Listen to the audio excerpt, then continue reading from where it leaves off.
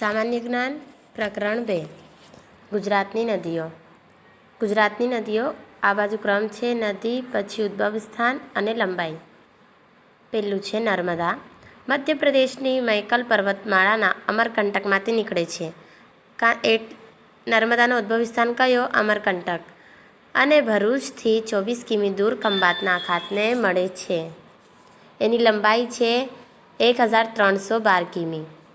હવે બીજો તાપી. મધ્યપ્રદેશમાં આવેલ મહાદેવની ટેકરીઓમાં બૈતુલ પાસેથી નીકળી સુરત પાસે અરબ સાગરને મળી જાય છે. એની લંબાઈ કેટલી? 724 કિમી. ઔરંગા. દક્ષિણ ગુજરાતમાં આવેલા ધરમપુરના ડુંગરમાંથી નીકળી અંબિકાથી 13 કિમી દૂર અરબ સાગરને મળે છે. તેની લંબાઈ છે 97 કિમી. ચોથું છે દમણગંગા. ગુજરાતની દક્ષિણ સરહદે આવેલી નદી છે. ગુજરાતમાં કઈ બાજુ આવેલી છે? દક્ષિણ બાજુ. એની લંબાઈ છે 131 કિમી. મહી. મધ્યપ્રદેશના વિંધ્ય પર્વતના મહેત સરોવર પાસેથી નીકળી રાજસ્થાનના વાંસવાડા જિલ્લામાં થઈને ગુજરાતમાં પ્રવેશે છે અને ખંભાતના અખાતને મળે છે. એની લંબાઈ કેટલી? 500 કિમી ને 180 કિમી એ ગુજરાતમાં આવેલી છે. સાબરમતી. ઉદયપુર પાસેના ઢેબર સરોવર નજીકથી નીકળી સાબરકાંઠામાંથી ગુજરાતમાં પ્રવેશી વૈઠાથી આગળ ખંભાતના અખાતને મળે છે. છેલ્લે આ બધી નદીઓ અખાતને જ મળે છે, ખંભાતના અખાતને અને પછી અરબ સાગરમાં. 321 કિમી એની લંબાઈ છે. બનાસ. રાજસ્થાનના શિહોરી જિલ્લાના સિરણવાના પહાડમાંથી નીકળી બનાસકાંઠામાં પ્રવેશી કચ્છના રણમાં સમાઈ જાય છે. એની લંબાઈ 270 કિમી. રૂપેણ. મહેસાણા અને પાટણ જિલ્લામાંથી વહીને કચ્છના રણમાં જાય છે. 156 કિલોમીટર એની લંબાઈ. હવે 8મી છે સરસ્વતી નદી. બનાસકાંઠાથી નીકળે છે અને પાટણ પાસેથી વહી કચ્છના રણને મળે છે. 150 કિલોમીટર એની લગભગ લંબાઈ છે. મચ્છુ. સુરેન્દ્રનગર જિલ્લાના ચોટીલા તાલુકાના આણંદપુર ભાડલા ગામ પાસેથી નીકળે છે. તે વાંકાનેર અને મોરબી શહેર પાસેથી પસાર થઈ માળિયા, જેને મિયાણ પણ કહેવાય છે, તેની પાસે કચ્છના નાના રણમાં સમાઈ જાય છે. 113 કિલોમીટર એની લંબાઈ છે. હવે ભાદર. જસદણની ઉત્તરે આવેલા આણંદ પરના ઉચ્ચ પ્રદેશમાંથી નીકળે છે અને નવી બંદર પાસે અરબ સાગરને મળે છે. 261 કિમી એની લંબાઈ. હવે શેત્રુંજી. ગીરની ઘૂંટી ટેકરીમાંથી નીકળી પાલીતાણા થઈને સુલતાનપુર પાસે ખંભાતના અખાતને મળે છે. 173 કિમી એની લંબાઈ. હવે સ્વાધ્યાય. આ પહેલાં જાણી લે. તાપી નદીઓ ઉત્તર કિનારો સુવાલીને ટેકરીઓ તરીકે જાણીતો અને ગુજરાતની સૌથી લાંબી નદી સાબરમતી છે અને સૌથી મોટી નદી કઈ છે? નર્મદા. સૌથી મોટી કઈ નદી? નર્મદા. અને સૌથી લાંબી નદી કઈ? તાપી. યાદ રાખજો. હવે સ્વાધ્યાય. પ્રશ્ન 1. કૌંસમાંથી યોગ્ય શબ્દ પસંદ કરી ખાલી જગ્યા પૂરો. સાબરમતી નદીની લંબાઈ ખાલી જગ્યા કિમી છે. કેટલી કિમી છે? 321 કિમી. તો આ ખાલી જગ્યામાં લખવાનું 321 કિમી. ગુજરાતની સૌથી લાંબી નદી કઈ છે? ખાલી જગ્યામાં એનું નામ લખવાનું છે. સાબરમતી છે કે નર્મદા છે? સાબરમતી છે. તો અહીંયા તમને સાબરમતી લખવાનું છે. શું લખવાનું બીજી ખાલી જગ્યામાં? સાબરમતી. ત્રીજું, નર્મદા નદી ખાલી જગ્યાથી નીકળે છે. ક્યાંથી નીકળે છે? અમરકંટક. ગુજરાતની સૌથી મોટી નદી કઈ છે?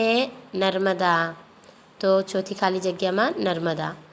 પાંચમું, ખાલી જગ્યા નદી ઉદયપુર પાસેથી ઢેબર સરોવર નજીકથી નીકળે છે. સાબરમતી નદી.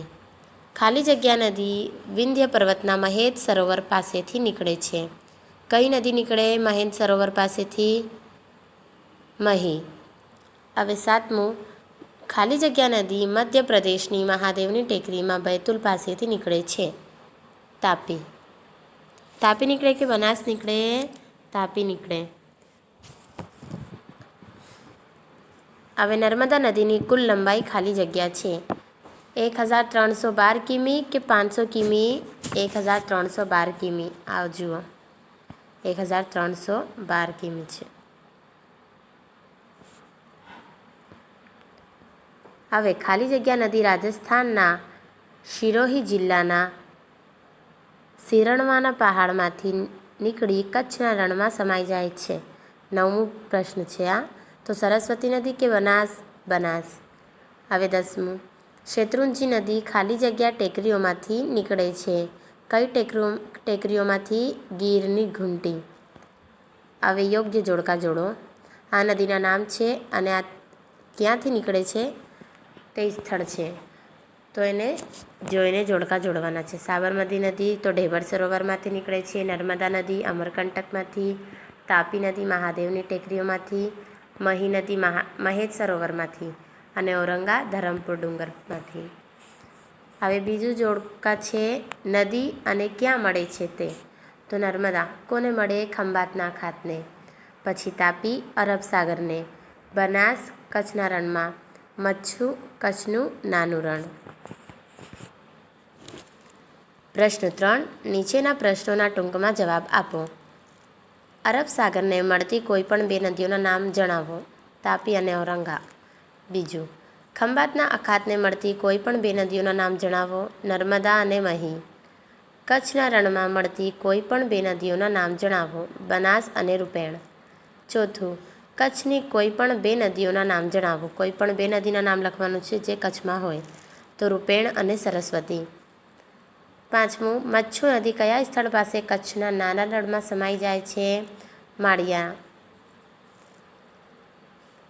સાબરમતી નદીની લંબાઈ કેટલી છે? 321 કિમી. 7મું, કઈ નદી મહેસાણા અને પાટણ જિલ્લામાંથી વહીને કચ્છના રણમાં સમાઈ જાય છે? તો રૂપેણ. 8મું, કઈ નદી ગીરની ઘૂંટી ટેકરીમાંથી નીકળી સુલતાનપુર પાસે ખંભાતના અખાતને મળે છે? શેત્રુંજી. પ્રશ્ન 4. માહિતીને આધારે જવાબ આપો. આપણી જેવી માહિતી હોય તેના આધારે આપણને જવાબ લખવાનું છે. પહેલું, સુનિલ અમદાવાદમાં રહે છે, ત્યાં કઈ નદી છે? તો અમદાવાદમાં કઈ નદી પસાર થતી હોય છે? સાબરમતી. હવે બીજું, ખુશ્બુને સરસ્વતી નદી જોવી છે, તે આપેલા પૈકી કયા શહેરમાં જશે? સિદ્ધપુરમાં જશે કે સુરત? સિદ્ધપુર. હવે મહેશ ગુજરાતમાં એક નદીના કિનારે 160 કિમીની યાત્રા કરે છે, તો તે કઈ નદી હશે? કિનારે કિનારે જ જાય છે ને કઈ જગ્યા? ગુજરાતમાં. તો ગુજરાતમાં કઈ નદી આવેલી છે? નર્મદા. હે ને, ગુજરાતમાં નર્મદા આવેલી છે 160 કિમી. અને એમ તો એની લંબાઈ 1312 છે, પણ ગુજરાતમાં કેટલી લંબાઈ છે એમની? 160 છે, તો એટલે નર્મદા નદી હશે. રૂપેણ નદી કયા કયા જિલ્લામાંથી વહે છે? તો મહેસાણા અને પાટણ. સુહાની તાપી નદીના કિનારે વસેલા એક શહેરમાં ઊભી છે, તે કયું શહેર હશે? સુરત. આ તમને જોઈને લખવાનું છે તમારી નોટમાં, જ્યાં સુધી તમારી ચોપડી નહીં આવે ત્યાં સુધી. ને પછી ચોપડી આવી જાય તો સ્વાધ્યાય કરવાનું છે.